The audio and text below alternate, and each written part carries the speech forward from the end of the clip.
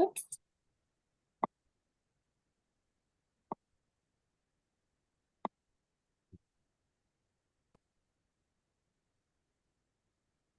Okay, we are now live on YouTube. Woohoo! Oh, we're making it happen. Oh my goodness gracious. Okay, this is perfect. As long as we don't get feedback here. So I am thrilled because okay, yep, I have to turn this off. Okay, great. That's amazing. Okay, we did it. We did it. Hello, Love hello. technology. Welcome, friends. Come on in here. We're gonna share this, Melinda, across all the places. Okay. So this will be just perfect. And um, so welcome. Okay. So we are here today with the launch of this incredible children's book. If you have not seen it yet, it's going berserk and crazy all over Amazon. So you will be seeing it soon. It's called Forecast Your Feelings. And I have the honor and pleasure of being here with the author of this book, Melinda Zuck. So Melinda, welcome. Hello. Thank you. Thank you. So here at Inspired Impact Publishing, we absolutely love the behind the scenes conversation with all of our authors, right? This is why we got into this to really help share stories. You know, here at this publishing company, we only work with authors who are writing to help heal and inspire somebody else through their work. So tell us a little bit about, and look at this amazing book here. Tell us a little bit about the background of this book and where did this idea come from to write Forecast Your Feelings?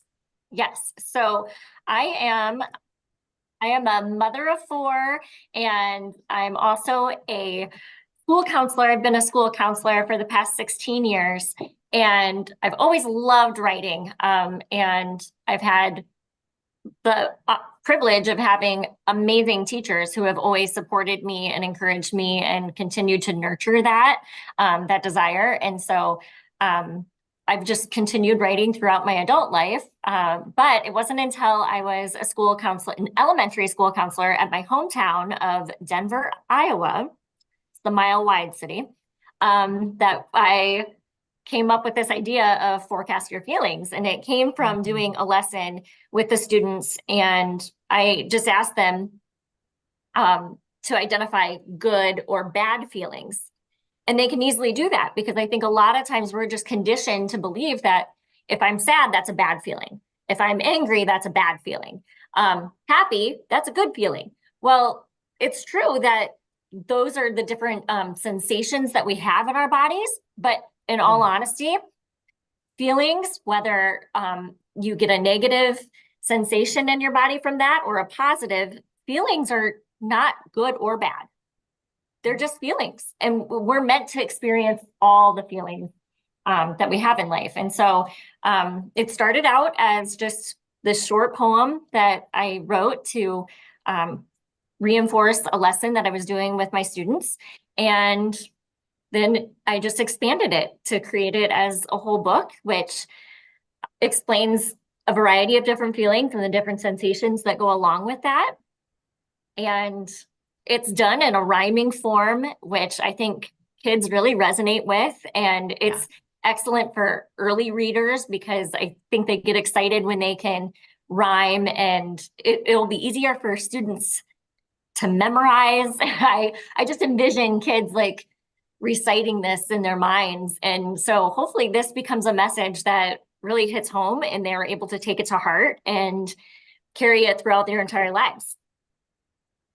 So I have to tell you, Melinda, I love, love, love what you are doing with this message. First of all, I love the experience that you bring to the table as an educator, as somebody who works with children, who is a school counselor in the system currently. And you really have a pulse, right, on what is going on and the culture and the language that the children are using, right, and what they're really feeling and experiencing right now. So I love the background that you bring to this. But I have to tell you that I was, an adult before I understood the concept that feelings are neither good nor bad. It's the emotion that we associate to it that makes it so, right?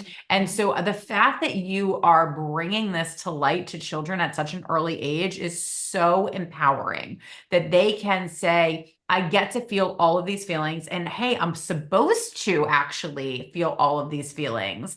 And it doesn't make it good or bad. It's just a sense, right, of Mhm. I can sit with my feelings and I can allow my feelings to, work through me, right? And flow through me. And I can identify them, but I am not my feelings, right? And so I Yes. think that is just so cool. And I also love that you say, like, you're meant to feel sad and happy, right? You're not always meant to be happy and you're not always meant to be sad. It's the dichotomy of the feelings that actually create the beauty of our human experience. And that's what you're teaching in this book at such a young age, right? And again, I didn't get that until much older. It's like, oh, we're sad and we have to get to be happy as soon as possible, right? They're not supposed Yes. to be sad. Sad's a Yep. bad feeling, right? And if we weren't ever sad, how would we know what happy is?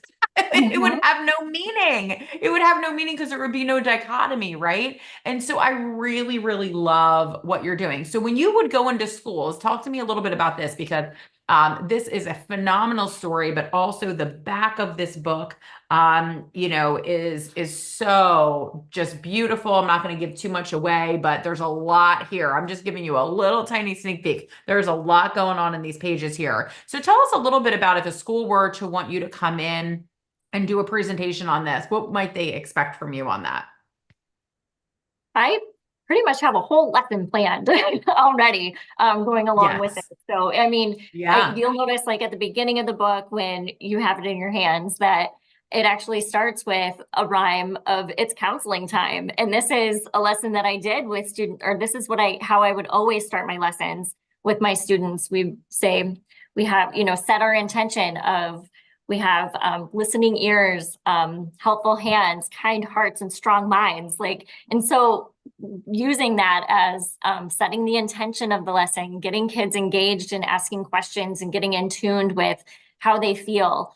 I would also be showing them different mudras that they could use to help them identify how they might feel so they can connect the heart and mind and body, like that whole experience.